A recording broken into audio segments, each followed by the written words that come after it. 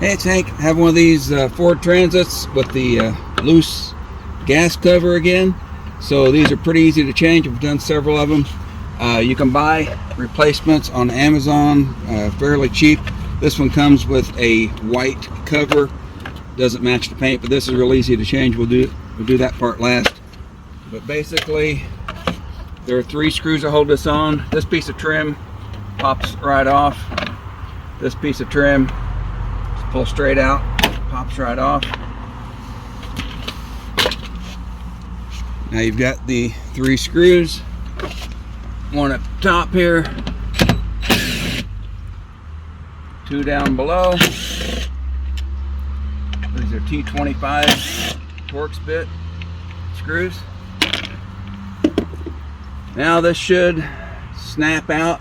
If you look at the new one, couple of snap features right here, right in this area. Snap those out and then work the gas tank neck out through that hole. So let's take that off. Should pop out.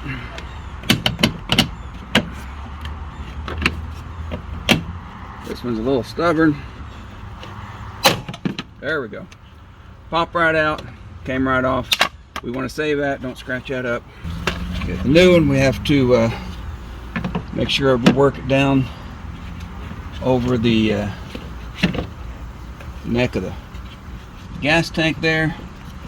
This one snaps in a couple of places there. Looks good. Get those screws back in, 3 screws.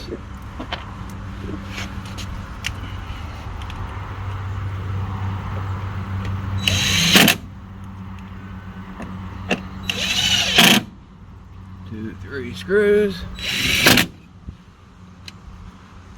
All right. Now, let's go ahead and pull this cover off here. I'll show you on the old one. There's a little square hole right here.